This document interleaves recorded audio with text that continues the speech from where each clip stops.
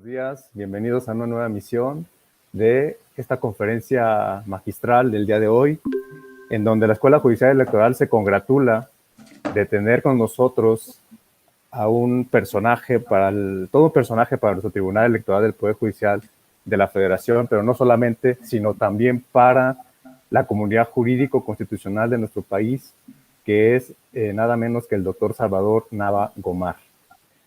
Nos hablará el doctor Salvador Nava Gomar sobre una conferencia en donde se referirá a las reflexiones de un juez constitucional, justamente abrevando de toda esta experiencia que ha vivido él personalmente también como magistrado de nuestra sala superior en la resolución de asuntos de gran calado en la cultura jurídico-electoral y jurídico-constitucional mexicana en los años 2006 a 2016, como sabemos todos nosotros. Voy a referirme a algunas líneas curriculares del doctor Nava para introducirlo, aunque no requiere, por supuesto, ninguna presentación. Sin embargo, bueno, siempre es bueno reconocer el mérito curricular de nuestros conferencistas y procedo entonces a decir que es egresado por la Facultad de Derecho de la Universidad Iberoamericana, es doctor en Derecho por la Universidad Complutense de Madrid. Tengo aquí la fortuna de compartir esta casa académica con el doctor Nava Gomar y especialidad en Derecho Constitucional y Ciencia Política por el Centro de Estudios Políticos y Constitucionales. Fue director de la Escuela de Derecho de la Universidad de Anáhuac, México Sur, investigador del Instituto de Investigaciones Jurídicas de la UNAM, miembro del Sistema Nacional de Investigadores del CONACYT, así como de la Comisión Técnica del Grupo Oaxaca que redactó la Ley Federal de Transparencia y Acceso a la Información Pública Gubernamental. Como mencionaba hace un momento, del 2006 al 2016 fue magistrado de la Sala Superior de nuestro Tribunal Electoral del Poder Judicial de la Federación. Por supuesto, ha sido catedrático, conferencista, invitado en diversas universidades de todos los estados de la República y también, por supuesto, conferencias internacionales en 15 países, entre ellas debemos mencionar la Universidad de Harvard, la propia Universidad Complutense, la Universidad de Buenos Aires, así como, por ejemplo, ante el Pleno de la Comisión de Venecia del Consejo de Europa, que ha sido tan importante para, por ejemplo, el establecimiento de prácticas electorales entre nosotros también, y en el Programa de Naciones Unidas para el Desarrollo, mediante el proyecto Buenas Prácticas para el Acceso a la Justicia Electoral y el Fomento de la Cultura de la Legalidad.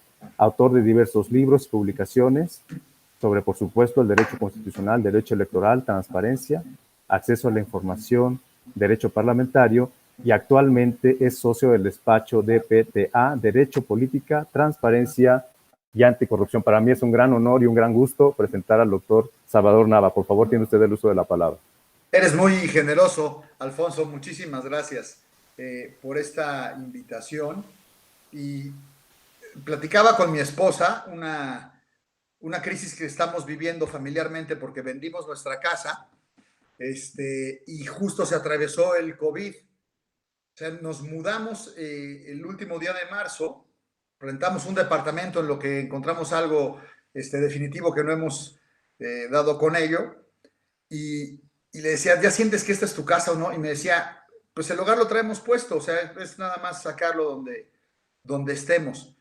Y le comentaba a Alfonso hace unos momentos que estuve unos días fuera, o sea, nos mudamos el último de marzo y nos fuimos a Acapulco, tenemos un departamento ahí, y ahí nos agarró la prohibición, digamos, de la fase 2. Llevaba 22 días en la playa, sin rasurar, me dio un poquito de forma, trabajando de manera rarísima con el celular, con la máquina, teniendo reuniones virtuales, y esto nos hace replantearnos el lugar de las cosas, pero también los lugares que son nuestros, estemos o no estemos. Y el Tribunal Electoral es mi casa, así lo siento. Con no poca frecuencia me hablan algunos periodistas, supongo que a todos los colegas que estuvimos ahí integrando su sala superior o las salas regionales, para que opine sobre alguna sentencia o sobre algún hecho que haya ocurrido ahí por parte de ustedes. Y siempre he dicho lo mismo, dije, jamás voy a hacer ninguna declaración que no sea para aplaudirlos, y supongo, señor periodista o señora periodista, que usted no quiere hablarme para oír mis aplausos de mis colegas, ¿no? Pero es muy importante que tenemos una comunidad, que somos gremio y que somos la misma casa, somos una institución. Así lo siento de verdad. y agradezco profundamente la invitación a todos los magistrados de la Sala Superior, a su presidente, a mi muy querido amigo Felipe de la Mata, a la Escuela Judicial, a Gaby, que se ha forjado ahí, a mi querido Camacho. Atrás está un cuadro de Zapata que me regaló Alejandro hace unos tiempos. Estoy en mi oficina. Gracias, Alfonso, y gracias a todos los amigos de ahí. Una vez, cuando estaba haciendo mi curso en el Centro de Estudios Constitucionales, nos dio clase el maestro Fix, mi maestro Fix, y lo presentaron dando una conferencia magistral, digamos, como inicio de cursos, y dijo el maestro, y ahí me fregó para siempre, y a muchos colegas que hemos sido sus alumnos, que él nunca había dado una conferencia magistral. Y dije, no, pues ya, nunca voy a dar una yo tampoco, o a lo mejor cuando tenga más edad que aquella que tenía el maestro en ese lejano 1995, ¿no? Entonces, es una charla nada más.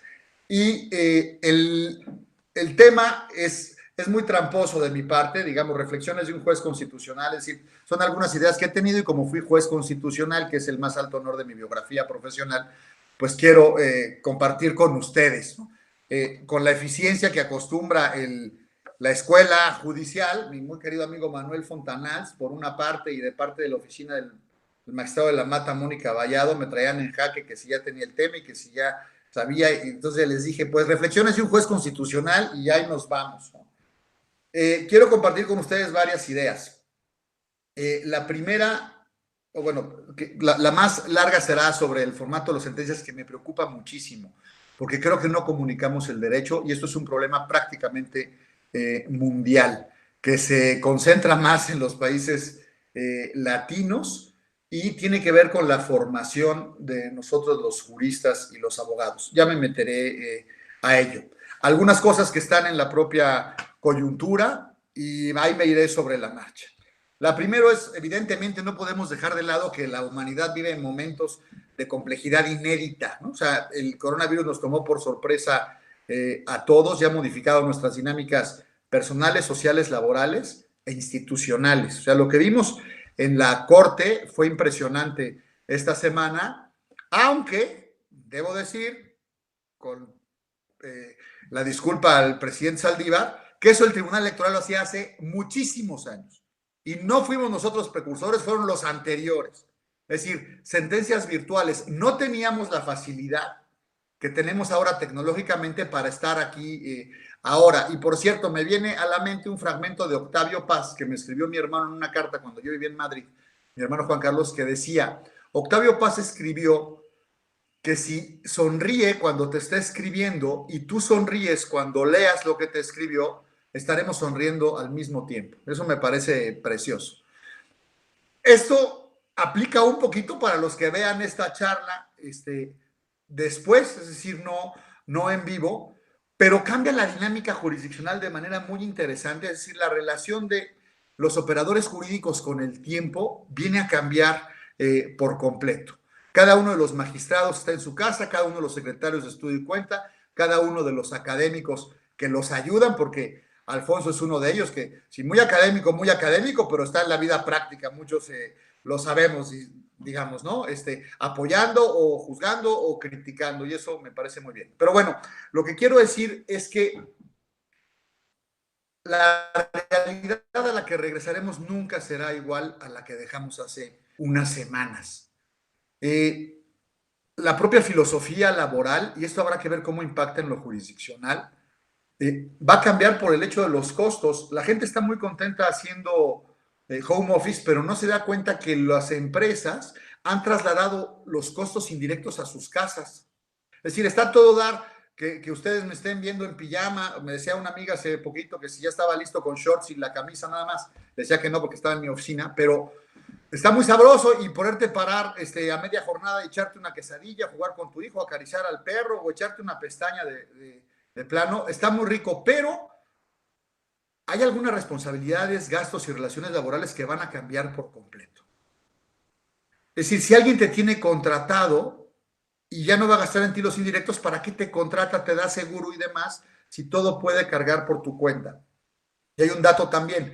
Las ventas de retail de supermercado han crecido enormemente, y lo mido desde el gasto de los que están haciendo oficina.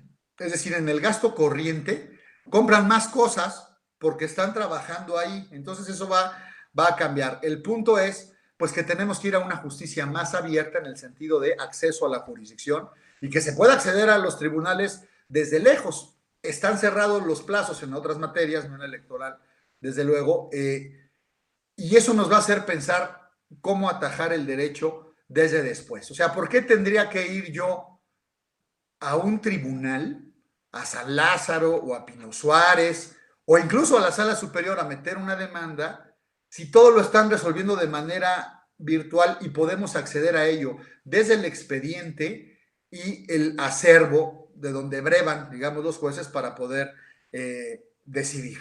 Creo que esto es un desafío mayúsculo para nuestra democracia y para nuestras desgastadas instituciones. Y esto tiene que ver mucho también con lo jurídico, porque somos muy conservadores en el sentido más literal del término.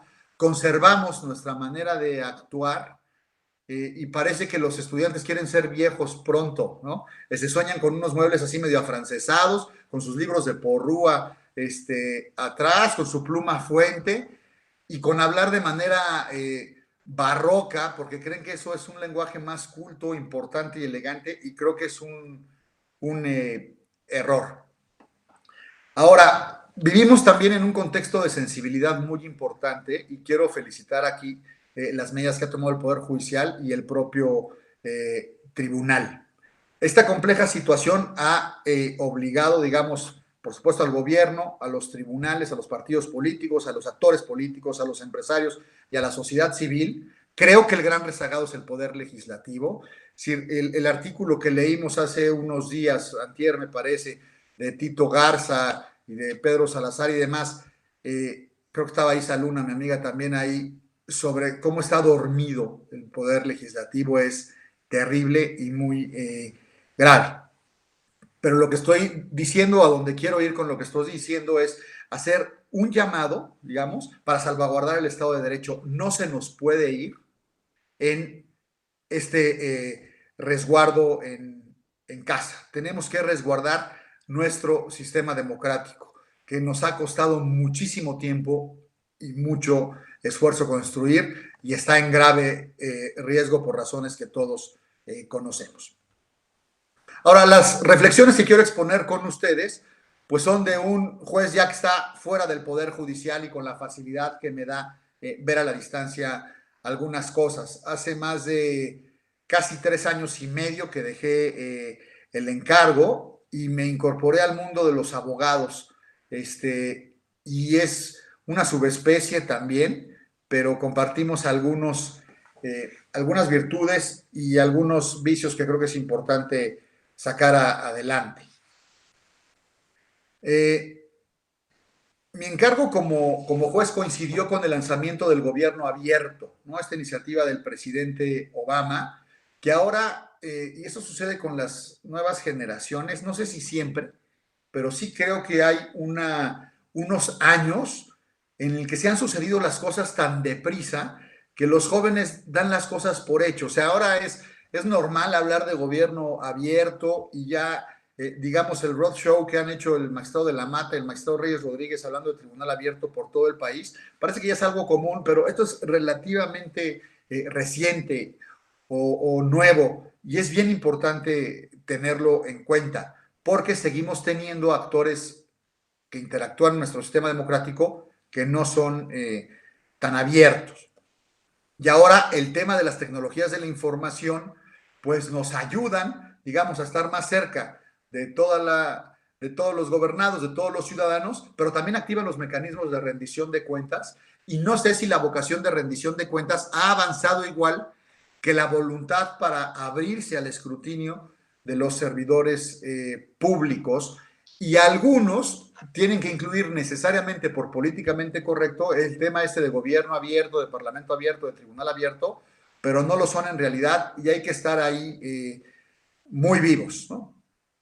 La idea tiene que ver con transparentar el actuar gubernamental, que ha sido uno de los temas de mi biografía profesional, digamos, ¿no? O sea, creo y me preocupa y me ocupa la transparencia porque he visto y he padecido, como todos los mexicanos, la opacidad.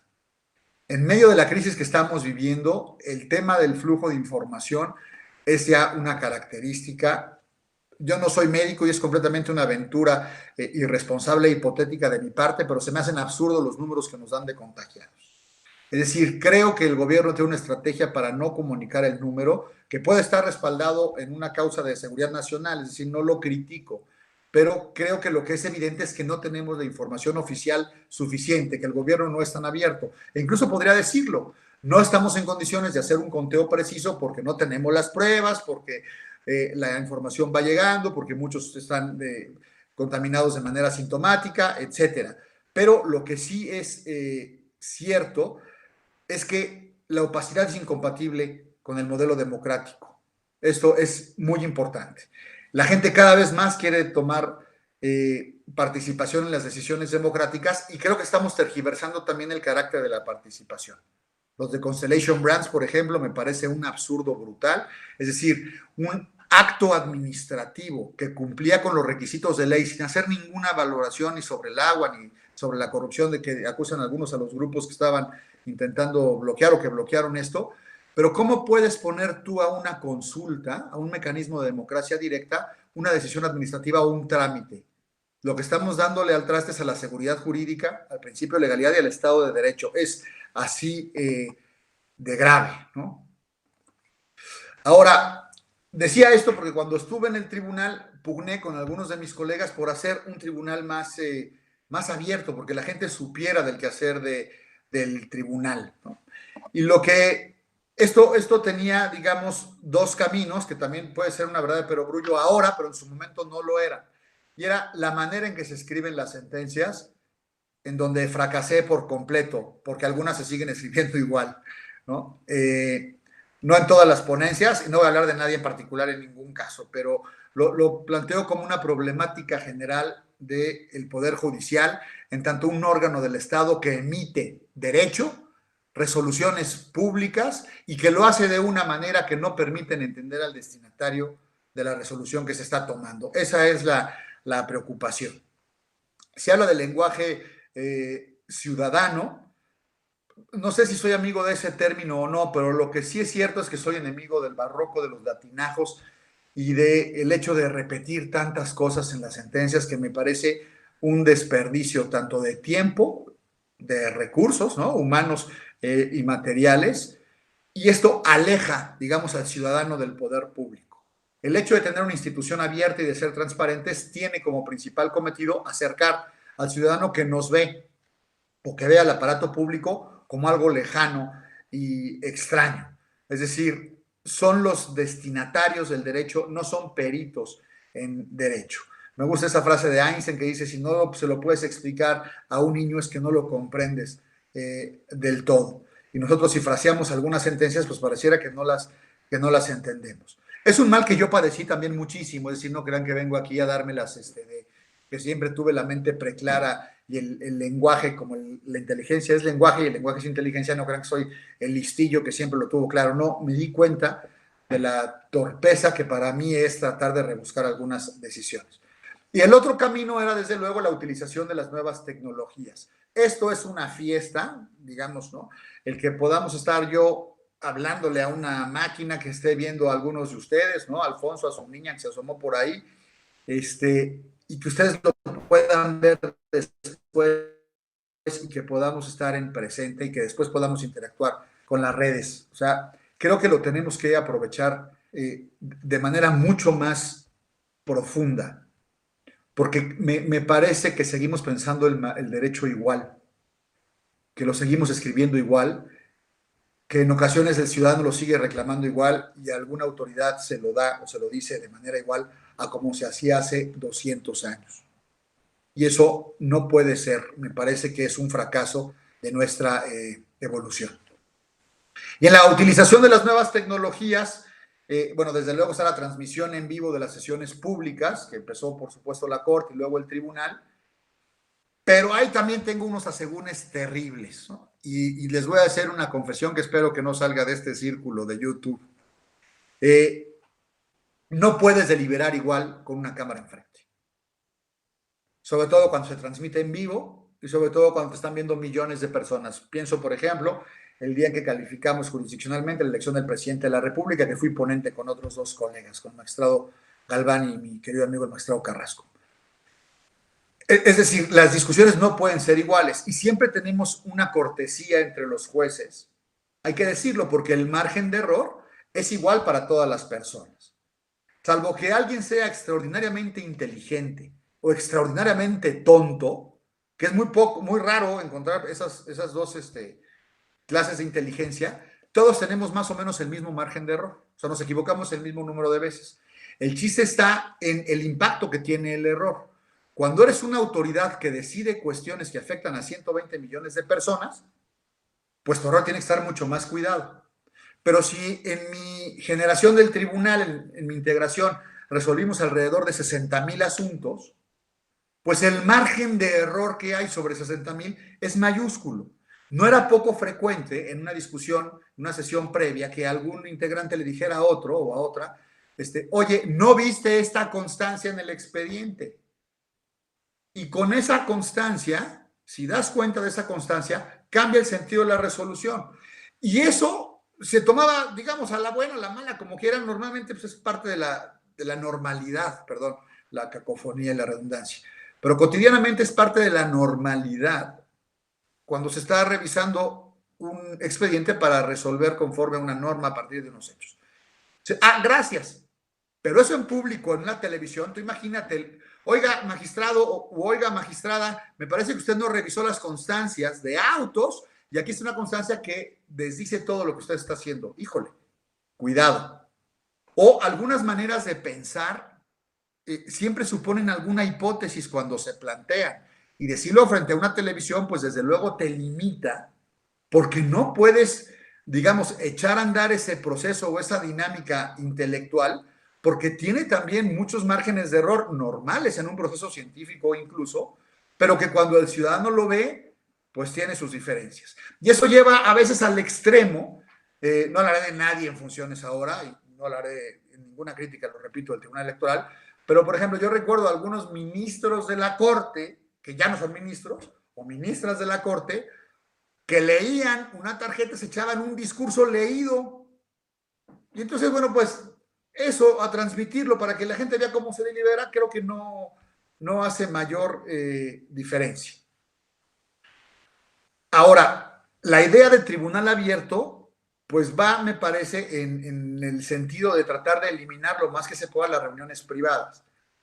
Pero la deliberación del juez creo que tiene que hacerse en privado al menos una parte. El fuero del juez comienza con su intelecto.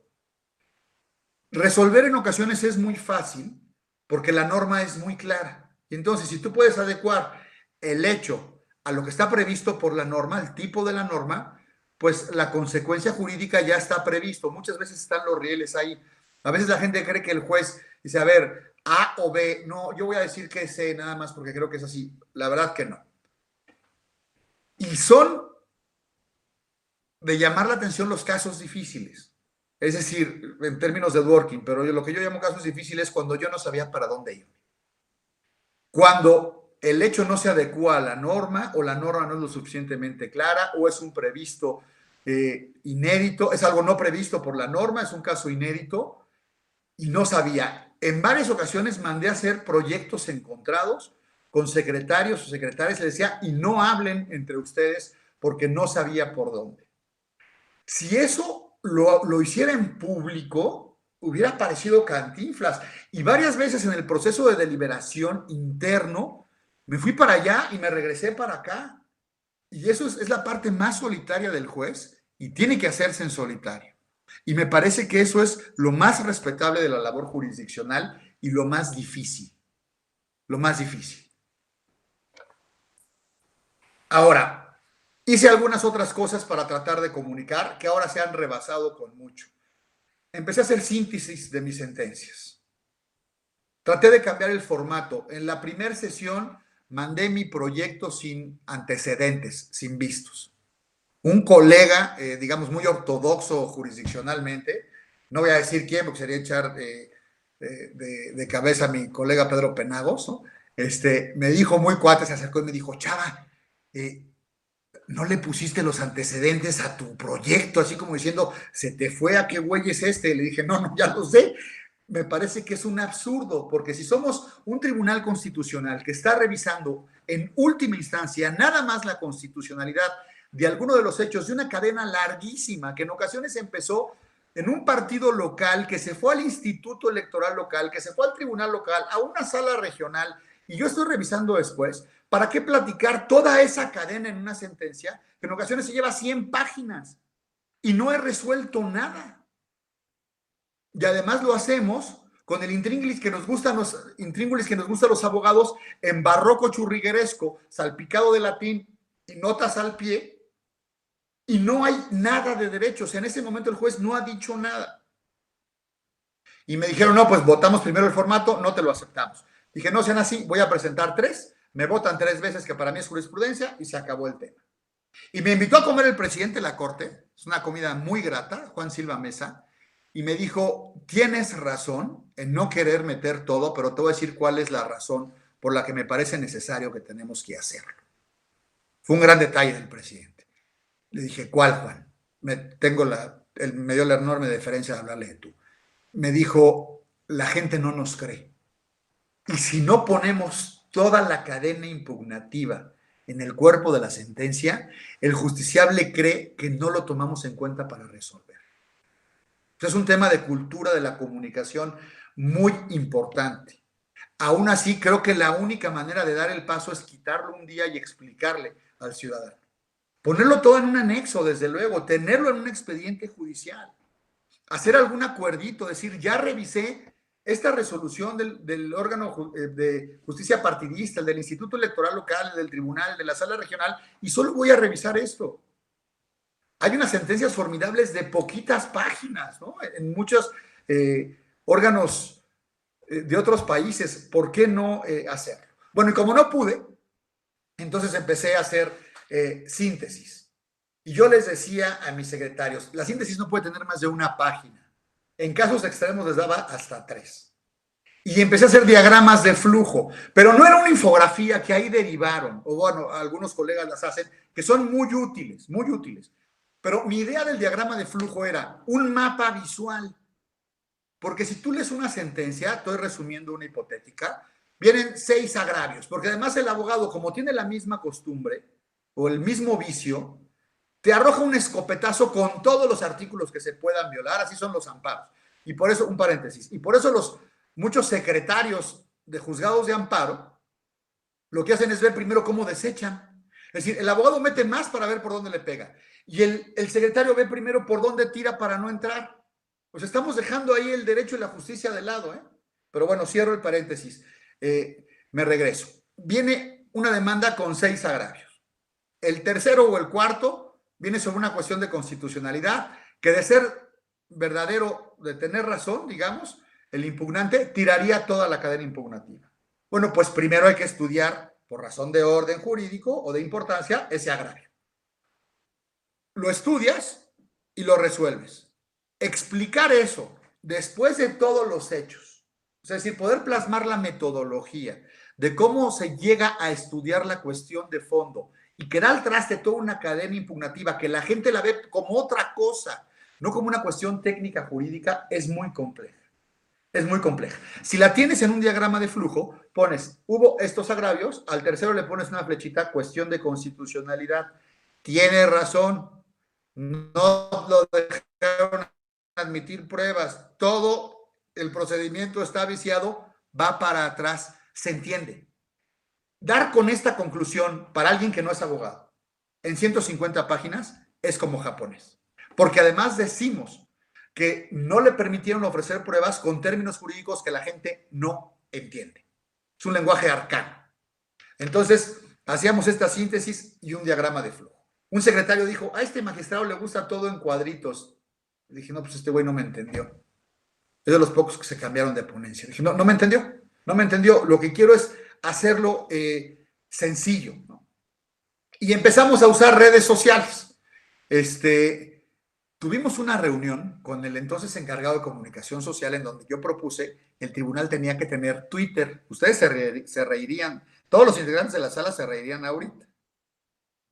Y el encargado de comunicación social dijo que no era momento y que quería explorar qué camino iba a tener eso. O sea, era un cuate, creo yo, esto ya es de mi cosecha, que creía que su función de coordinador de comunicación social era parar el chacaleo a los magistrados, es decir, que no se acercaran los periodistas, dejar solo un cuate, mandar la buena nota, es decir, no comunicaba.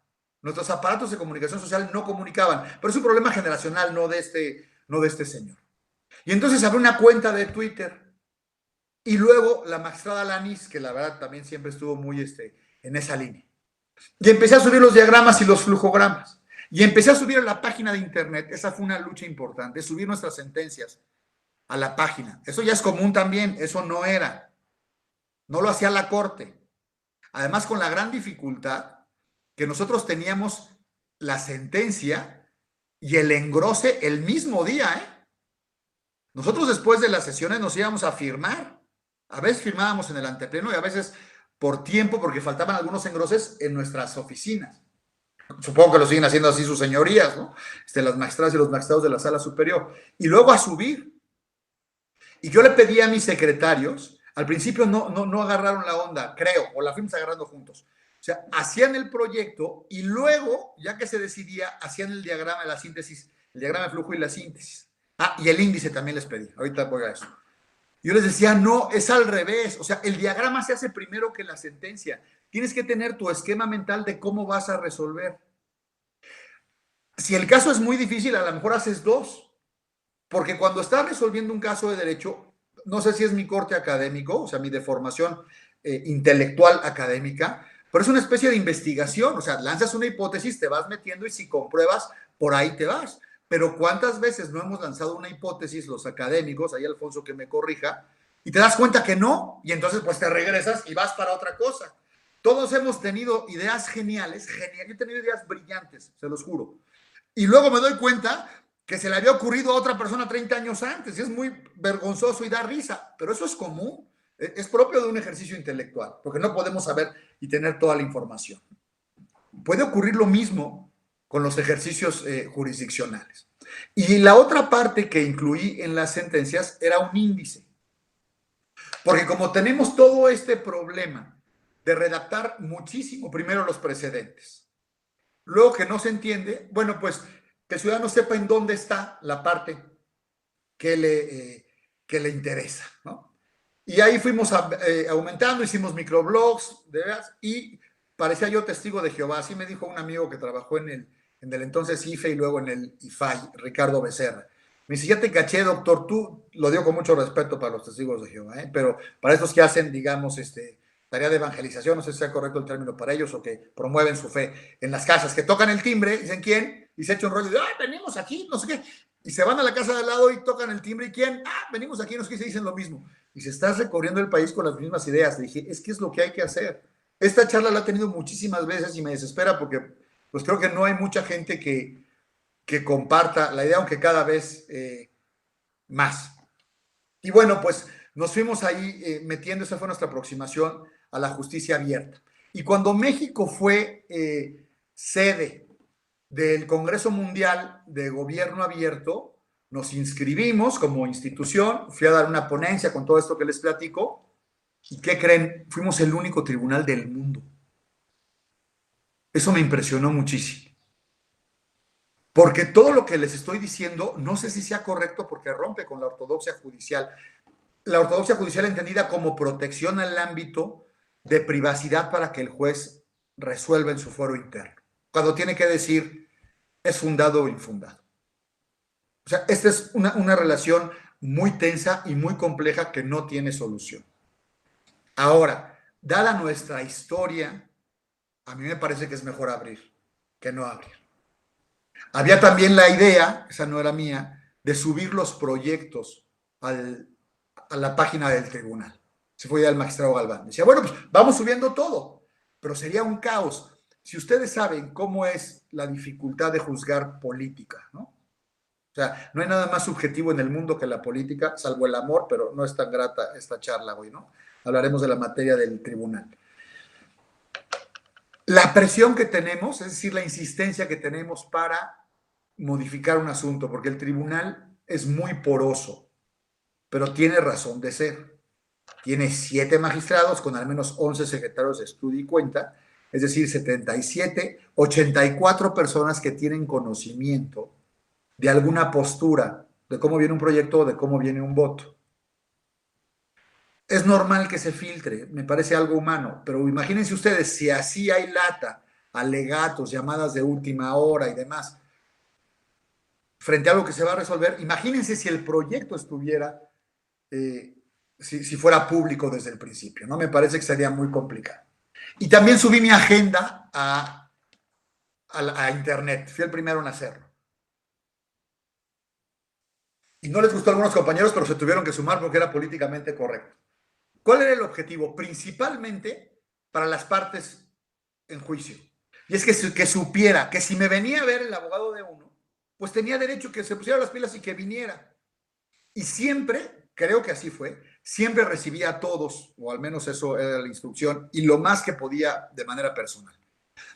Y digamos que el orden que tenía mi secretario particular o mi secretaria particular, tuve 3 particulares y 3 mujeres particulares y 2 hombres particulares. La instrucción que tuvieron siempre los 5 fue el que esté más cercano para resolver. Es la forma en que se iba haciendo la agenda de los magistrados, ¿no? De los alegatos. Y eso sirve muchísimo. Y también tomé la costumbre de no tratar asuntos del tribunal fuera del tribunal. O eso intentaba hacer, a veces era imposible, pero, o sea, todos tenemos amigos, pues es un gremio, digamos, el jurisdiccional, el constitucional, el político, de alguna manera, ¿no? O sea, trabajamos con el derecho político. Tenía cuates en todos los partidos, me hablaban, oye, vamos a comer, y le decía tal cual, ¿es por el asunto fulano de tal? Sí, no seas malo, te invito a un café en mi oficina y vamos a comer después de que resuelva. Y creo que eso es sano, y si se tiene en la agenda es muchísimo, muchísimo mejor. Otra reflexión que tiene que ver ahora con mi ocupación. Me he volcado muchísimo al tema anticorrupción y creo que es uno de los grandes ejes del derecho público, de la acción pública que vendrá. Así, es una oleada parecida a la que hubo de derechos humanos, a la que hubo desde luego de la cuestión electoral, a la que hubo de transparencia, y ahora viene el sistema anticorrupción. Desde antes del presidente López Obrador. Además de que en las dinámicas del presidente, ahora con la emergencia ha cambiado todo, pero era de las palabras más dichas en las mañaneras, ¿no? Corrupción, corruptos, anticorrupción, y creo que hay un andamiaje ya, porque los padecemos de una megacefalia legislativa, ¿no? O sea, legislamos a lo bruto, me refiero al tamaño, a lo bestia. El INE quizás sea el órgano electoral más grande del mundo, ¿no? Nuestro sistema de transparencia quizás sea el más grande del mundo, el INAI más los 32 locales. Esta reproducción de órganos propios de nuestro sistema federal, que no es tan asimétrico cuando se trata de esta proyección y de vivencia de derechos que se encargan de la tutela por instituciones en específico, nos ha hecho tener sistemas enormes de derechos humanos, de información, electorales y demás. El de transparencia viene para allá, el de corrupción viene para allá. Y bueno, ustedes no están muy empapados de esto, supongo, porque esto es algo 100% empresarial, pero hay un índice que hace Mexicanos contra la Corrupción y Transparencia Mexicana, espléndido, muy sencillito, muy superficial, y ellos mismos dicen, es así porque no ha calado la cultura anticorrupción y ahora lo que medimos es superficial y van cada vez, digamos, metiéndose más porque las empresas van respondiendo. Pero es un índice de las 500 empresas más grandes de México, de cómo transparentan sus acciones anticorrupción. El artículo 25 de la Ley de Responsabilidades Administrativas obliga a todas las empresas que tienen interrelación con el aparato público a tener una serie de medidas que se llaman políticas de integridad, entre ellas mecanismos de transparencia. ¿Qué empresas tienen interrelación con el Estado? Todas. Para sacar un uso de suelo, un permiso para trabajar, una placa para un coche. No te digo ya si eres proveedor o si directamente tienes que ver con un servicio que está relacionado como intermediario o como receptor de un servicio público, ¿no? Pero todas. Y no saben ustedes la poca transparencia que hay de parte de los empresarios y cómo se ha empezado, digamos, a activar esta cuestión. Y una de las cuestiones que miden, que a los empresarios les cae gordísimo, pero me parece muy útil, es en cuántos clics puedes llegar a la información. Y eso nos decían, porque en el Poder Judicial de la Federación, cuando yo lo integraba, ver nuestro salario era una barbaridad. O sea, tenías que tomar un diplomado y eran unos, digamos, unos laberintos en la página de internet y yo ganaba creo que 10 pesos y como 100,000 de compensación garantizada o no sé qué hay términos laborales. Pero no podías llegar a esa información. O a cuántos coches tenía derecho, que eran 2 por ponencia, o cuántos celulares. Esa información no se podía llegar. Es decir, no había esa cultura de transparencia. Y hoy no nada más es la información que se debe transparentar. El mero hecho de no tenerlo es un costo altísimo para el funcionario público y más para el funcionario judicial porque supone una opacidad que viene relacionada con la triquiñuela para el ciudadano, estoy diciendo, en la mente del ciudadano. Y entonces, entre más abierto seas, claro, te critican el viaje, el coche, la comida, cosas imprescindibles para poder llevar a cabo la función que se hace, digamos, ¿no? Que acompañan al juez. Pero hay que hacerlo público y es muy complicado. Yo he visto algunas primeras planas criticando, por ejemplo, viajes de algunos magistrados. Es un absurdo. ¿Por qué el tribunal tiene que pagar el viaje de un magistrado? Pues porque el magistrado no puede aceptar el viaje de nadie más. Y es importante que esté en la Comisión de Venecia, y es importante que esté en los estados de la República, y es importante que esté globalizado, y es importante que vayan de observadores a otras elecciones para que vengan después los observadores a las nuestras. Y si le pagaran eso, sí se vería mal, creo yo. Esa es mi postura. Y si va a comer y le pagan la comida, se va mal. Y ahora, ¿tiene que poner de su lana? Pues yo creo que no, porque está trabajando. Yo en la entrevista con Carmen Aristegui, muy larga, muy incisiva, pues Carmen es una espléndida periodista, me decía que sí, que no tienen los magistrados. ¿Es verdad que tienen chef? Le digo, sí. ¿No le parece un exceso? Le dije, no, pues yo desayuno diario en el tribunal, como por lo menos 3 o 4 veces y ceno 1 o 2. Pues, ¿qué quiere usted que haga? Es el tiempo que estoy trabajando ahí, o sea, no es una cosa de lujos, ¿no? Y me dijo, pues, ¿qué se desayuna? Le dije, yo desayuno un sándwich de atún todos los días. Uy, se hizo famoso un hashtag ahí, sándwichito de atún. Pero es atún Herdes o Mex o no sé, Calmex o no. O sea, normal, pues, con pico de gallo, ¿no? Pan integral Bimbo. Me perdón el comercial, pero, o sea, yo creo que el Estado recibe más si le da un sándwich al magistrado para desayunar chambeando que si no lo hace.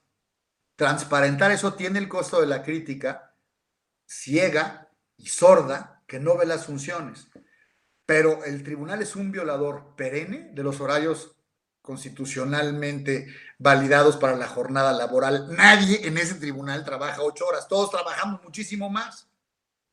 Y debe de tener algunas cuestiones para poderlo facilitar y que cumpla con su mandato, ¿no? Algunas reflexiones para los secretarios de estudio y cuenta. Creo que la forma de escribir sentencias siempre está cambiando, ¿no? El secretario no puede olvidarse, claro, la sentencia es una decisión del Estado, vinculatoria y con fuerza coercitiva, que dice el derecho. Eso es lo más importante. O sea, porque a veces, después de decir esto, mi amigo el ministro Cosío me dijo, bueno, pero no nos olvidemos que es una decisión judicial. Dije, no, sí, claro, ministro, ¿no? Pero al margen de eso, creo que es importante que el secretario lo tiene que tener pensando, así se lo decía yo a mis secretarios, la sentencia es palabra. La sentencia es mensaje. La sentencia habla y como tal es un instrumento vital de comunicación entre el Estado juez derecho, o sea, el Estado juez derecho por una parte y la sociedad por la otra. Debemos alejarnos de esas formas barrocas y rebuscadas, ¿no? Que hacen que un ciudadano se aleje y que haga las veces de intérprete o que tenga que buscar un intérprete. Yo creo que a ustedes como abogados, supongo que todos o la mayoría de los que están viendo esto lo son, han recibido muchas llamadas en su vida comunes del vecino, de la mamá, del novio, de la novia. Dice, ¿qué significa esto? Y te lee un párrafo de una notificación que no se entiende, ¿no? De la alcaldía o de Hacienda o una razón. Dice, oye, ¿qué significa esto? No, pues que tienes que llevar unos papeles. No, pues que te dieron la razón, que no pagaste el agua. No se entiende. Y déjenme contarles una anécdota para que vean que no soy crítico nada más, porque sí. El primer párrafo de mi tesis doctoral y del libro en el que se editó era el siguiente. Yo lo recuerdo, ahora me doy hasta ternura y algo de pena. Lo decía más o menos así. La hermenéutica jurídica es coetánea al derecho y previa a la ciencia que lo estudia, pues implica un aspecto subjetivo de concreción. Me sentía yo tan importante, tan culto y tan... O sea, ya llegué a un lugar en el que puedo manejar el lenguaje y eso, aunque no se entiende absolutamente nada. La hermenéutica jurídica, la interpretación del derecho. Es coetánea al derecho, es decir, existe al mismo tiempo que el derecho como ordenamiento, ¿no? Si hay ordenamiento, pues hay interpretación, ¿no? La hermenéutica jurídica es coetánea al derecho y previa a la ciencia que lo estudia. O sea, primero hay sistema jurídico, luego se interpreta y luego se estudia tanto el ordenamiento como la interpretación, ¿no? Digamos, la dogmática jurídica. Pues implica un aspecto subjetivo de concreción, es decir, porque Ángel lo aplicó. Entonces, hay ordenamiento, se interpreta, se aplica y se estudia. Todo eso decía en ese párrafo que no sirve para nada y que la verdad, pues me sigue dando pena porque lo leían mis alumnos, decían, este güey de qué está hablando, ¿no? No se entiende nada. Y en ese sentido es importante acercar la justicia a los justiciables. Y creo que hay que repensar el contenido de las sentencias. No el sentido, sino cómo se le da cuerpo a ese sentido. Si no lo publicamos en lenguaje cotidiano, si repetimos ideas diciendo lo mismo, si hacemos citas que no vienen al caso, hacemos farragosa una sentencia y permítanme, pero por lo menos pierde fuerza la sentencia, no para ser coercible, pero sí en la visión que tiene el ciudadano de su autoridad. Y es imprescindible que el ciudadano diga, yo respeto a esta autoridad. Él manda lo que debe de hacerse, él aplica el derecho previsto y lo obedezco. Si lo haces farragoso, hace más lejana esa situación. Secretarios, tienen que pensar en el carácter didáctico y pedagógico de las sentencias. Las sentencias enseñan, resuelven un punto, pero dan luz sobre todo lo que está alrededor de ese punto. Yo muchísimas veces negocié con mis colegas magistrados acompañar un sentido de un voto de una sentencia con la que no estaba de acuerdo, siempre y cuando metieran algún párrafo de consideración relativo al mismo y que pudiera abriendo brecha para, perdón, para una resolución posterior o para una jurisprudencia. Tengo varias jurisprudencias que se fueron sembrando en sentencias de otros colegas. Y en ese sentido, la sentencia sirve para educar a la comunidad, porque el derecho ha de decirse para resolver lo que fue, pero también lo que va a hacer. En este sentido, las sentencias tienen un carácter orientador. ¿Cuáles serían los vicios cuando se redacta una sentencia? Son barrocas y anticuadas, especializadas, la gente no es perita en derecho, son sobrecargadas y repetitivas, son conservadoras, tendientes al inmovilismo y son larguísimas, larguísimas. Creo que tenemos que cambiar la manera de comunicar. Se está haciendo de manera brutal en el tribunal, o sea, muy bien. Yo veo, o sea, el presidente Fuentes con Twitter, veo debates entre los magistrados en Twitter o en redes, veo diagramas de flujo y esto no ocurría antes en nuestra propia casa, en el Tribunal Electoral, y no ocurre en muchos otros tribunales. Y creo que hay que seguir haciendo y que desarrollar y depurar esa técnica para que llegue más, porque también llegamos al extremo de tener tantos que a lo mejor ya no se repara en ellos. O sea, yo veo lo que publican, por ejemplo, los magistrados de La Mata o Reyes Rodríguez, y quizás es mucho. Lo tienen en Instagram, lo tienen en Twitter, lo tienen en Facebook, y entonces a veces se me van algunas, procuro seguirlos, ¿no? Entonces hay que seguir porque lo están haciendo muy bien. El libro esto que tienen del derecho electoral en imágenes o en dibujos me parece maravilloso, maravilloso. Yo en algunas presentaciones de venta que tengo en mi despacho con algunos asociados americanos en Washington, un abogado espléndido en Washington me dijo, está aburridísima tu presentación, y me mandó caricaturas y cosas, y un Capitán América para la protección anticorrupción que hacemos y demás. Dije, mira, y creo que por ahí van los magistrados y los felicito de verdad. Una última reflexión, digamos, general. posibles asuntos que van a llegar a la sala superior y que hay que estar todos muy pendientes, porque creo que no sabemos cómo se van a abordar. Eso es la parte más emocionante del juez. Hago otro paréntesis. Cuando empecé como magistrado, me llevaba los expedientes a mi casa, bueno, los proyectos y algunas copias de expedientes de constancia, y en lo que le agarraba la onda, digamos, metodológicamente, me eché muchos domingos, las tardes enteras en la mesa de trabajo en mi casa. O sea, eran las 4 o 5 y había alteros así de proyectos que tenía que leer, y mi esposa me decía, y así va a ser siempre. Le decía, pues no sé, y, pero con miedo, digamos, no con terror. Y había pasado ya la elección presidencial y federal, ¿no? Entré en noviembre de 2006. Y decía, a ver si no me hago como un notario, lo digo con mucho respeto para los notarios, ha sido un poco como repetitivo, y eso soy, no, fue lo más emocionante del mundo.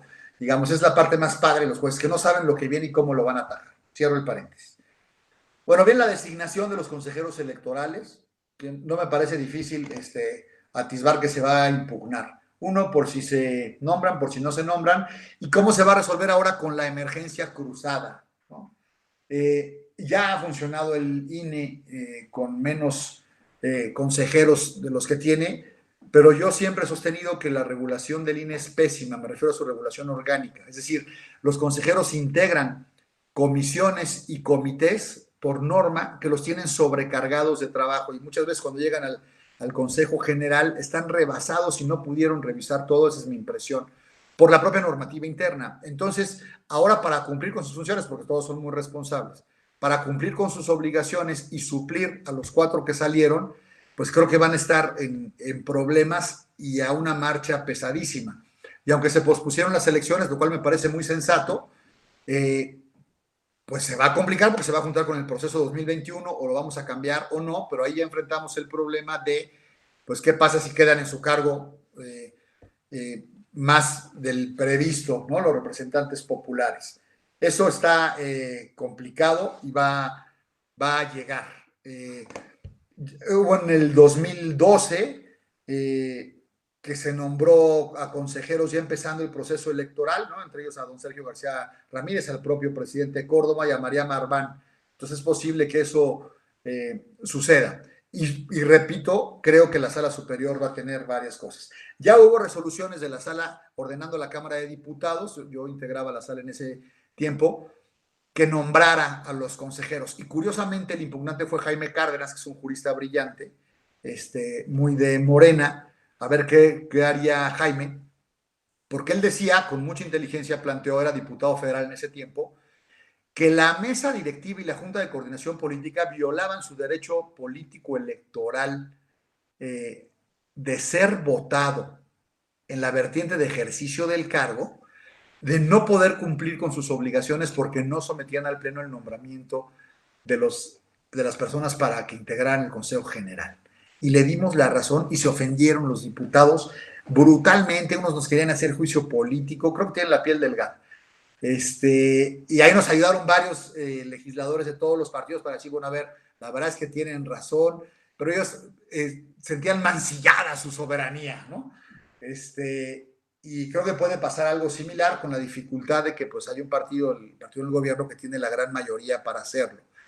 Y también hay varias resoluciones de la sala en la que se han echado para atrás nombramientos de órganos electorales, tanto de instituto como de tribunales, por no respetar algunos procesos. Recuerdo un caso en Colima, por ejemplo, que nada más el Congreso nombró a los miembros, no me acuerdo si era del instituto, del OPLE o del tribunal. Dijimos, no, a ver, hay que hacer una convocatoria pública, hay que hacer un proceso, hay que razonar, etcétera, etcétera.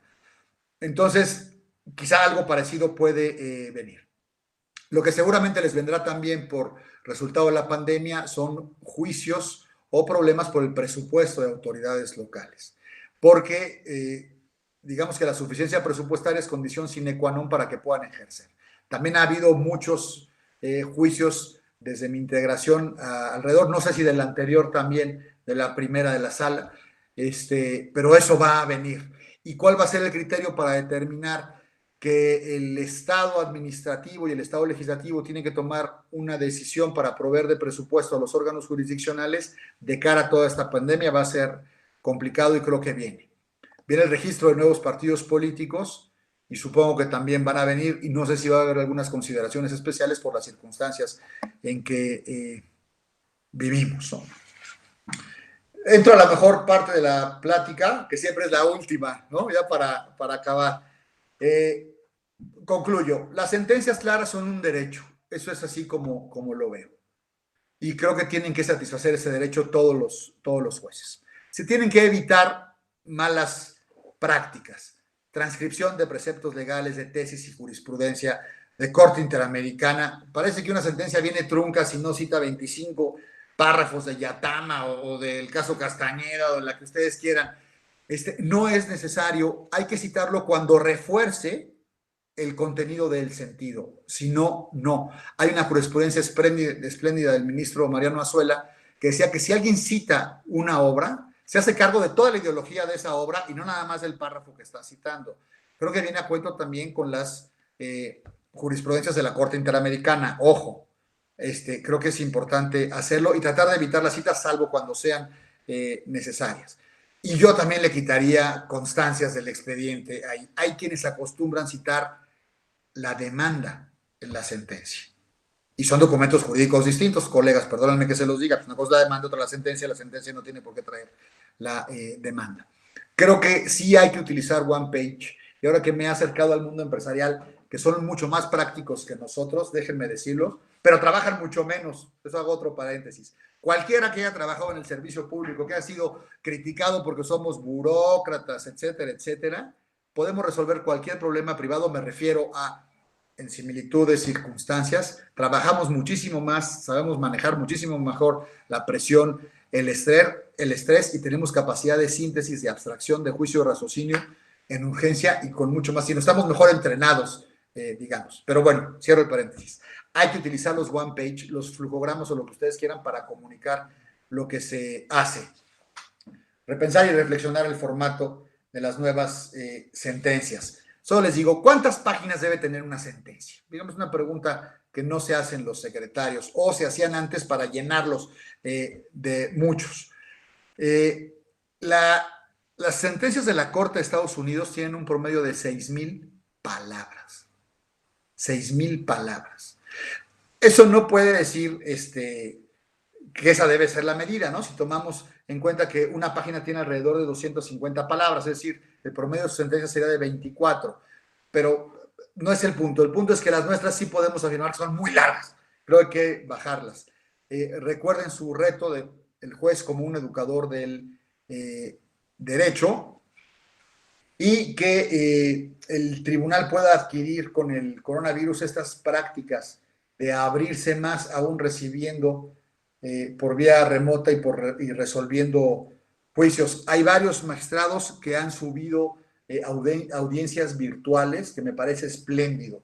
Yo quiero mucho Carlota Armero, el edificio y demás, pero hombre, cada vez que uno se puede ahorrar y hasta allá, me parece formidable. ¿Cuántos alegatos no tuvimos de comunidades de Oaxaca que venían en camiones, ¿no? Que están a 5 o 7 horas de Oaxaca capital y que venían a Carlota Armero y se esperaban para ser recibidos? Creo que eso podría ahorrarse. Así como se han ahorrado ustedes el hecho de verme en privado, que pues si se lo pueden ahorrar siempre es bueno, ¿no? En persona. Señores, ha sido un placer estar con ustedes y aprovechar estas vías y felicito de verdad el activismo del tribunal, cómo sigue con sus actividades, cómo sigue con su agenda y cómo esta escuela judicial funciona tan bien. Muchas felicidades de veras a todos sus integrantes, al secretario académico, gracias por moderar esto y a todos los señores magistrados, por supuesto. Enhorabuena y a todo tiempo. Muchísimas gracias, magistrado, por sus reflexiones, por su conferencia, que hay que considerarla así, me parece. Una disculpa porque no mencioné al principio a la doctora Rubalcaba, por esta cuestión paradójica de la tecnología, no pudo estar presente, pero por supuesto que manda un saludo muy cordial. Y siempre está. Y siempre está, sí, así es. Y tengo varias preguntas, no sé si nos permite unos minutos. Por favor. Las agrupé en 3 grupos porque creo que se pueden formular de esa manera y también tratando de hilvanarlas con las que a mí mismo fueron surgiendo. Y una tiene que ver con precisamente de las nuevas tecnologías en la justicia electoral. Mencionó usted qué era lo que se fue implementando, digamos, en los orígenes de las políticas de tribunal abierto. Sí. y mencionó qué hacer, qué falta, digamos, ¿no? Pero también mencionó cosas que sobran. Y ahí yo quisiera como apuntalar, ¿no? Una de las cuestiones que mencionó que sobran fue las deliberaciones televisadas, ¿no? Entonces, englobando, la pregunta es, ¿cómo podríamos sintetizar eso que falta y eso que sobra en el uso de las nuevas tecnologías para la justicia, no solamente electoral, sino, digamos, incluso constitucional? Es buenísima la pregunta y sabes, Malvado, que no tiene solución. Porque las dos cosas son imprescindibles. Creo que el juez tiene que deliberar en privado. Los integrantes tienen que platicar entre ellos. A mí me parece muy arriesgado entrar a sesión sin haber hablado, porque se está grabando en vivo, ¿no? Y puede haber algunos descolones que todos hemos sufrido algunos, los que hemos estado frente a cámaras, digamos, juzgando, pero son evitables. Ahora, hay algunos protocolos, como las sesiones del INE, por ejemplo, ¿no? De número de intervenciones o del el lapso de las propias intervenciones. Algunos no lo admiten porque creen que puede ser violatorio de su propia libertad, ¿no? Tanto de expresión como de manifestar en la deliberación. Pero algunos sí abusan. No estoy hablando de nadie presente, hablo de mi integración, por ejemplo. Mi compañero de banca tenía una intervención por cada asunto. Y no sé, como que eran largas, digamos, de corrido, y se las subrayaban sus secretarios con plumoncito. O sea, digamos, el tamaño de lo subrayado no era de acuerdo con la puntuación, sino en la manera en que se leerían en público, ¿no? Y entonces uno era con rojo fosforescente o rosa, y el otro naranja, y otro amarillo, y verde, y azul, y otra vez rojo, amarillo, verde, de todos los asuntos, y empezaban las discusiones, y empezaban. Creo que eso no tiene sentido. Lo que hacía yo, y hacía también creo que algunos de mis colegas, creo que Maca Lanís, yo estaba conectado con y ahora ya lo deben de hacer varios o todos, y si no lo hacen todos, pues creo que podrían hacerlo, pues conectado con mi ponencia, y todos estaban viendo la sesión. No los ponía horas asiento, horas nalga que me vieran, sino que estuvieran pendientes. Y lo que sí yo pedía en mis dictámenes siempre eran precedentes, tanto míos como del ponente. Porque eran tantos que en ocasiones me daba cuenta que alguien estaba mandando un proyecto contrario a otro proyecto suyo. A veces me lo guardaba como as bajo la manga para discutir, decir, oye, pero tú mismo lo dijiste ya sabes, en el JDC 98 de no sé qué año. Sí, ¿no? O sea, y me estaban dando insumos que es importante tener. Yo me iría hacia allá. Yo creo que es muy difícil quitar la transmisión en vivo y que son más las bondades que tiene. Pero sí hay que considerar que a veces son acartonadas, que a veces no se entiende. Hubo un episodio muy vergonzoso en la Corte hace muchos años, en que alguien levantó la mano y le dijo al presidente, perdón, presidente, me parece que la ministra está leyendo una nota referente al artículo que discutiremos a continuación, no sobre es decir, perdido ya dije ministra, perdido el interlocutor, digamos, con la discusión. Y esto también es relativamente sencillo que pueda ocurrir, porque hay sesiones maratónicas y no saben ustedes lo agotadoras que son. Tienes que estar muy vivo para que no te metan una bola rápida, y a veces te la meten sin querer, ¿no? Entonces, ¿cuál sería la ventaja de las nuevas tecnologías? Conectividad, conectados con la propia ponencia y estar bombardeando de información, pero de manera muy discriminada. Eso dice Dietrich Schwartz, ¿no? El profesor alemán, que dice que antes el problema para estar preparado para la vida era tener un cúmulo de información. Decía los clásicos, por ejemplo, tú lees a los clásicos de tu materia y ya que los leías estabas preparado para afrontar profesionalmente o intelectualmente esa materia. O sea, eras una especie de enano que cuando leías a los clásicos te subías a una montaña hecha de gigantes, dice el profesor Schwartz. Y desde ahí pues, veías otros horizontes que antes de subir la montaña no lo veías. Dice, hoy somos náufragos en océanos prácticamente infinitos de información, no enanos frente a gigantes. Entonces hay que tener muchísimo cuidado con la información que tenemos y la información que generamos. Tiene que ver con tu pregunta. Entonces, vamos a hacer una infografía de cada sentencia. Vamos a hacer un diagrama de flujo de una sentencia que desecha. A lo mejor si desecha por improcedente, sí. A lo mejor si desecha por extemporánea, no. Entonces creo que tenemos que seguir aventajándonos, que lo han hecho muy bien ustedes, o sea, ustedes, me refiero a la nueva integración de la sala, seguir perfeccionando la forma en que echamos mano de la tecnología, pero esta es ya la vida, ¿eh? O sea, podemos estar en el celular platicando esto, tú en tu casa, yo estaba en la playa ayer y los señores magistrados no sé en dónde estén resolviendo literalmente el derecho del justiciable también. Entonces, por eso te digo que no tiene respuesta. Sesiones públicas. Creo que algunos tienen la formación, digamos, más ortodoxa del derecho y les gusta guardar esas formas y lo seguirán haciendo, que también es importante tenerlo en un órgano colegiado, ¿eh? Se necesita un progre y un conservador, si no nos volvemos locos todos. Se necesita quizás alguien más moderno y alguien que ponga sosiego. Y creo que hay que trabajarlo sobre todo con lo que hacen ustedes en la escuela judicial, con las nuevas generaciones.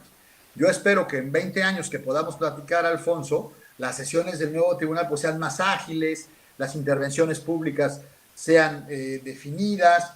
Yo recuerdo, por ejemplo, la ministra Luna Ramos llevar el expediente en la corte, lo hacía a veces el magistrado Galván, y decía, pido la palabra, decía, a fojas 45 del expediente, y leía la constancia. Y ya sabemos todos eso que estaba en el proyecto. Entonces, eso lo estás televisando y creo que pierde un poco el cometido de tener el canal judicial y esos programas. Si no lo podemos controlar, ¿qué hacemos? Pues en los programas que tienen también ustedes en la barra, que son buenísimos, que resumen y explican. Esos sí tienen que ser mucho más ágiles, mucho más modernos y mucho más claros, que lo son, ¿eh? Pero creo que tienen una obligación mayor que la propia discusión en la sala, en el pleno, porque pues esta tiene una solemnidad que reviste al propio magistrado en la potestad de su autoridad y que lo lleva a comportarse como él es, ¿no? Eso diría, reflexionar un poco Perfecto. más. Doctor, y otra pregunta, la siguiente pregunta justo tiene que ver con las distintas aproximaciones interpretativas que debe tener un colegiado de jueces. Sí. Lo que preguntan es, ¿qué piensa del activismo judicial en materia de derechos humanos? Bueno, es algo de ideología jurídica, digamos, ¿no? Hay jueces más pro persona que otros, hay jueces más procesalistas que otros, como hay abogados más yéndose a los derechos humanos o a lo procesal. El activismo es una palabra que denota exceso y en ese sentido ya está mal, ¿no? Nosotros tuvimos un activismo fuerte, digamos, por acceso a la jurisdicción. Y creo que, dicen algunos, nos excedimos, por ejemplo, y desvirtuamos quizás alguna clase de recursos en el tribunal, ¿no? Los RECs, por ejemplo. Esta sala los ha cerrado más y creo que ha sido sensata al hacerlo. Lo que pasa es que cuando no se admitía ninguno, pues era más fácil abrir. Ahora que tienen ustedes que sufren una cascada de RECs que no tienen razón de ser, pues lo procedente es cerrar. El activismo como tal me parece mal, pero creo que hay que brevar del colegio. Me parecería gravísimo que un tribunal no tuviera 1, 2, 3 activistas de derechos humanos. Me parecería gravísimo que no tuviera 1, 2, 3 jueces de carrera en el sentido procesal del término. Yo cuando discutía con Luna o con Penagos, una cuestión procesal no aguantaba 3 rondas. Alejandro Luna tenía más años en el Poder Judicial que yo debí. Yo llegué de 38, él tenía 40 años en el Poder Judicial cuando llegué. Y entonces me decían, en el 77 hubo un precedente, pero ya estaba yo fuera, o sea, no había manera. ¿Y qué hacía? Bueno, pues en lo procesal les hacía caso. O a Galván también, que es un magnífico procesalista. Ahora, yo estudié unas cositas más nuevas que ellos no habían leído, ¿no? Porque cuando hice el doctorado, pues ellos estaban juzgando y no se podían detener. Y no había tanto esta interacción tan sana que hay hoy entre la academia y la judicatura. Entonces, digamos, brevábamos, ¿no? Carrasco tomó un camino de ideología jurisdiccional, digamos, muy interamericano. Lo acompañamos ahí González Oropesa y yo muy bien, ¿no? Manuel se iba mucho a la historia, creo que además quizás lo sabía. Entonces, creo que el equilibrio está en el pleno, en la colegialidad, y es un elemento importantísimo del propio tribunal. Además, doctor, no sé si estoy de acuerdo, pero el concepto de activismo suele ser ambivalente, es decir, no necesariamente nos vamos a referir a aproximaciones liberales de la interpretación, ¿no? Sino que se puede estar hablando, por ejemplo, de un activismo, vamos a decirlo así, ortodoxo, conservador, que en realidad imprima una recalcitrancia en la interpretación de la letra de la ley, literalismo, etcétera, ¿no? Sí, claro. Entonces, creo que por ahí también habría que pensar, ¿no? La última pregunta, y solamente la última por cuestión de tiempo, porque la verdad es que llegaron muchas, ¿no? Qué bueno. Si me las mandan después, les puedo dar mi correo electrónico. Muchas gracias, sí, claro que sí. Es salvador.nava@dpta, Derecho, Política, Transparencia, Anticorrupción.com.mx. Perfecto. Y mi Twitter es Salvador O Nava. Me tardo en responder, pero sí respondo a todos, si quieren. Excelente. Muchas gracias. Lo vamos a compartir para que lo tengan en nuestro auditorio. Y la última tiene que ver con la integración de los órganos jurisdiccionales terminales, vamos a llamarles así. Sí. Una en la base, es decir, ¿qué tips daría usted en relación con los jóvenes estudiantes que están ahora preparándose y que quieren ingresar a la carrera judicial? ¿Cuáles son, digamos, las pautas que podríamos identificar para ellos, ¿no? Y para poder, digamos, cumplir ese objetivo de insertarse en la carrera y luego ascender? Y la conecto con la otra porque tiene que ver ahora con la integración de la cúpula, vamos a decirle así, de los órganos colegiados. Si está o no de acuerdo con los procedimientos de integración tanto de la Corte como de la Sala Superior y salas regionales del tribunal. ¿Qué modificaciones haría y si había que perfeccionar esos procedimientos constitucionales? Qué pregunta, más padre, más bonita, gracias, Alfonso. Fíjate, yo descubrí muy tarde que el derecho está en las sentencias. Lo descubrí juzgando. La dinámica jurídica tradicional, ¿cuál es? Pues el legislador ve una realidad que quiere regular, se quiere adelantar o es por algo que ya sucedió y dice, esto es A. Pero de ahí se desprende algún derecho por el que tú entiendes B y yo entiendo C. Entonces, pues tenemos ese diferendo y vamos con el juez. Y tú dices, oye, pues Salvador está equivocado porque entiende por A es C y como tú bien sabes, A es B, ¿no? Y el juez lo que dice, pues fíjate, Alfonso y Salvador, que A no va a ser ni B ni C, sino D. A partir de ahora, A es D. Y el legislador recoge eso y dice, bueno, entonces A ya no va a ser ni B ni C, y a D le vamos a meter algo de sal y pimienta y va a ser E, y vuelve a comenzar la dinámica jurídica. Pero el que lo dice para que se resuelva y se aplique a una realidad concreta es el juez. O sea, ahí está. O sea, con esa ideología, digamos, creo que es con la que debe de asumir el joven que quiere ser juez. Y yo diría que quiere ser jurista. Si yo lo hubiera sabido antes, si alguien me lo hubiera dicho así como te lo estoy platicando, yo hubiera trabajado en un tribunal de pasante o de meritorio, por lo menos un poco. Yo trabajé en un despacho penal de pasante, fue mi primer chamba jurídica, porque yo lo que pensaba es, yo no me quiero dedicar al derecho penal, pero ni modo que no sepa sacar a alguien de la delegación si choca. Soy abogado, que es lo más importante, ¿no? De la vida, la libertad, digamos.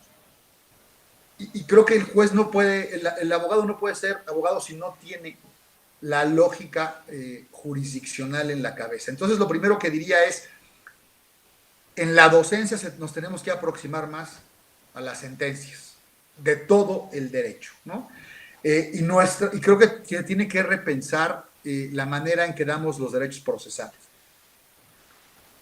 Yo lo que estudié en proceso, yo cuando hice la carrera, no me daba una idea, digamos, de cómo conocía el derecho a través de ser un operador jurídico que emitía sentencias. Hay una disociación ahí importante.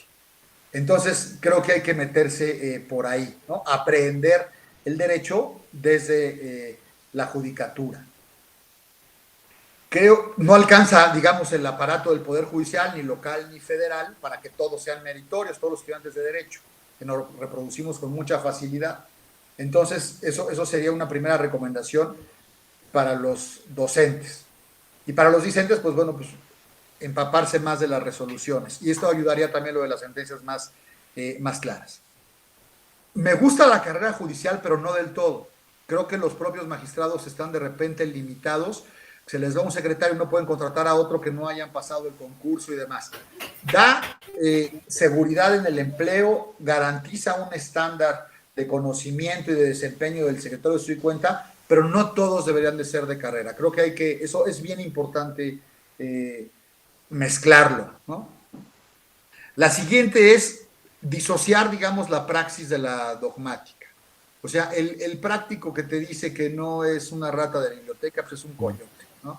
Y el estudioso que no ve la realidad práctica, pues es un historiador o un filósofo trunco, porque el filósofo creo que necesita mucho de la realidad. Entonces, el derecho está en las sentencias y las sentencias se basan en los libros y los libros se explican en las clases. Hay que estar metido en ese mundo de manera permanente y como decía Bill Gates en su decálogo, nunca te burles de un nerd porque puede ser tu jefe, como es el caso. A lo que voy es el más nerd, el más estudioso, pues creo que tiene más posibilidades de salir adelante y de tener una mejor carrera profesional, ¿no? Yo creo que la manera de aproximarse al conocimiento va a cambiar. No, hay un libro maravilloso del ministro Cosío Viejo, un libro viejo, que se llamaba Dogmática Constitucional y Régimen Autoritario, y decía, en esa época se quejaba y decía, el derecho está centralizado, la enseñanza, o sea, parece que prácticamente nada más se enseña en la UNAM y se publica en Porrúa. Y eso no es así, digamos, ¿no? O por lo menos ya no es así. Y ahora también los libros, ahora con la mudanza que les platicaba, me deshice de mi biblioteca, que fue quitarme un riñón, fue muy doloroso. Ahí vean en mis redes mi biblioteca antigua, que era preciosa, caray. Tuve que donar muchísimos libros y no saben la cantidad de ellos que estaban desfasados. Esta clásica memoria del Congreso tal para la reforma, y la reforma ya pasó, ya se volvió a reformar y ese libro no sirve para nada, porque incluso la dogmática de brillantes exponentes ya fue a su vez mejorada, ¿no? O sea, había muchos libros que ya no servían, literalmente. O yo tenía, por ejemplo, mi Derechos del Pueblo Mexicano, que me gustaba muchísimo, y cuando era estudiante pues no me alcanzaba para comprarlo y se me hacía una cosa brutal, ¿no?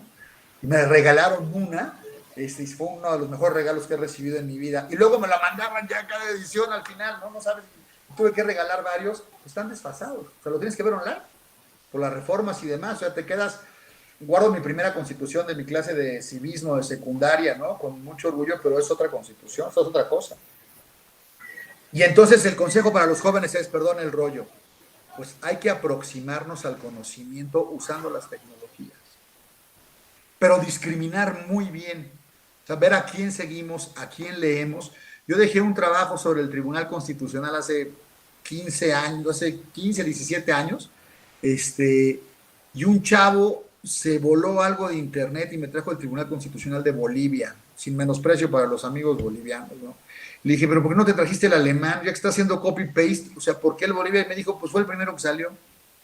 Entonces hay que tener muchísimo cuidado con lo que cae en nuestras manos y con lo que leemos o con lo que cae en nuestros ojos. Y por parte de las instituciones que tenemos además la obligación de seducir, si me permiten el término, o sea, es una tarea ingrata la judicial porque la mitad de los justiciables no está de acuerdo con la resolución, que son los que perdieron el juicio, la mitad. Y los que perdieron el juicio pueden generar adeptos en contra del tribunal más fácil que los que ganaron, ¿no? O sea, la crítica siempre es más sencilla. O sea, el juez tiene que ir y decir, mira lo que hice, mira lo que estoy haciendo, esto que está haciendo la escuela judicial. O sea, jalar agua para su molino, seducir a la ciudadanía. Tienen que pensar cómo acercar el contenido de las resoluciones y de la dogmática que van sacando, ¿no? Y los jóvenes, tener esa información. Yo haría digamos, una especie de índices de todo lo que se está generando y acercarlo a las universidades, es de manera gratuita y electrónica. Ir a pescar a los mejores talentos en toda la República, sobre todo en los lugares más lejanos y más pobres. Hay chavos que no tienen posibilidad de salir por sus medios socioeconómicos cuando podrían aportar de manera brutal. Eso haría yo. Entonces, comunicación, estar en línea, tener las antenas muy paradas con mucha discriminación. Y sobre el acceso para integrar la sala y la corte, yo hay algo que sí me gustaría decir. Creo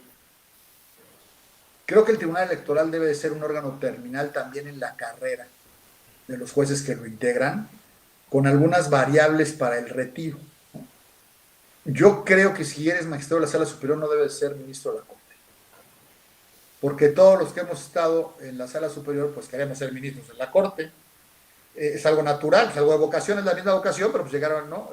Aunque son órganos cúpula y pares, pues la corte es la corte, ¿no? No es lo mismo que lo mismo, ¿va?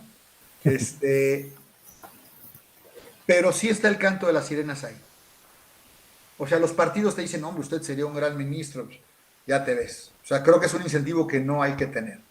Pero, ¿qué haces con un juez constitucional cuando termina su carrera? Yo salí de 47 años, a los 15 días de cumplir 48 años. Espero que tenga una vida por delante, ¿no? Profesionalmente hablando. Pero Alejandro Luna tiene la edad de mi padre, va a cumplir 80. O sea, ¿por qué no lo vas a jubilar? Después de haber recibido las presiones y de haber resuelto estas cosas y demás. ¿Cómo evitas la corrupción? Sé que los magistrados no son corruptos, los que están, confío en su honorabilidad. Pero hablando como estructuralmente, digamos, ¿no? Orgánicamente, la funcionalidad del órgano, pues tienes que garantizar el retiro. A mí me gustaría algo así como, si fuiste magistrado de la sala superior, igual que ministro de la Corte, debes de tener un haber de retiro proporcional al edad, si haces alguna otra actividad, no, por ejemplo, o cumplir alguna función docente. O sea, creo que eso puede traer una estabilidad laboral que no tienen los magistrados de la sala superior. No puedes ejercer 2 años. ¿Y de qué vives 2 años? Dicen, es que ganan mucho. No, no es cierto. Es un salario muy decoroso, pero ganan mucho más los litigantes. Y los que están en esa chamba no están por el sueldo, no están por el dinero. Y ahora con la ley de salarios máximos, con la cual yo no estoy de acuerdo, ustedes mismos como funcionarios tienen un tope que no tendrían por qué tener, y ustedes saben que hay una fuga de talentos, que es en detrimento de esto. O sea, es un apostolado lo jurisdiccional, ¿eh? ¿Cuántos chavos, cuántos secretarios de estudio y cuenta que llevan ahí 20 o 25 años no fueron meritorios, no ganaron nada? Muchísimos, muchísimos. A esos hay que ayudarlos, creo que hay que impulsar. Yo soy de la idea de seguir pagando bien, de que sean un buen patrón y demás. Ahora, me gusta el esquema de acceso, por ejemplo, mixto, ¿no? O sea, yo creo que la Corte debería de nombrar a algunos magistrados directamente, el Senado otros, la Cámara de Diputados otro, no sé si el Consejo de la Judicatura, un esquema parecido al que tiene el Consejo de la Judicatura, digamos, ¿no? Y creo que a la Corte debería ser igual, porque es endogámico durante un tiempo por la composición mayoritaria. Entonces todos sabemos que va a haber algunos ahora, pues del perfil jurisdiccional, lo digo en el término más puro del término, del perfil ideológico del gobierno actual. Y la Corte gringa padece eso muchísimo, O sea, sabemos los cálculos, ¿no? De jueces conservadores y liberales por quién tiene mayoría en el Senado, y qué presidente está. Y entonces te perfila la decisión ideológicamente para algunos casos, para otros no. Y que aquí hago un paréntesis. Digamos, así que prime la ideología para cambiar el resultado de las cosas. Bueno, pues si hablamos de aborto y si hablamos de mercado, pero en realidad son pocas las decisiones. Cierro el paréntesis. Pero juzgando política sí es muy delicado. Sí es muy delicado. Y lo es más en los órganos locales, me preocupa más. Parece que la injerencia de los gobernadores y de los partidos dominantes alcanza a permear y hay que cubrirlos, ¿no? Si no tienen un haber de retiro los magistrados de los tribunales superiores de justicia, el tribunal electoral, no lo vamos a poder conseguir. Eso sería por ahora, mi querido Alfonso, lo que diría. Doctor, pues muchísimas gracias, la verdad, por toda esta charla, por esta conferencia, que nosotros sí la llamaríamos magistral, por la amenidad también, por la honestidad intelectual, que le agradecemos mucho. Gracias. ¿No? Y bueno, si nos permite, los vamos a seguir invitando seguramente a nuestras diferentes actividades. La aportación que tiene que hacer para muchos de estos temas pues es exponencial y estaremos seguramente contactándole para otras más de las actividades. Le agradecemos muchísimo esta conferencia. Siempre que me llamen aquí estaré, les agradezco yo a ustedes, de verdad. Un abrazo muy fuerte. Igualmente. Hasta luego. Gracias a todos. Hasta luego.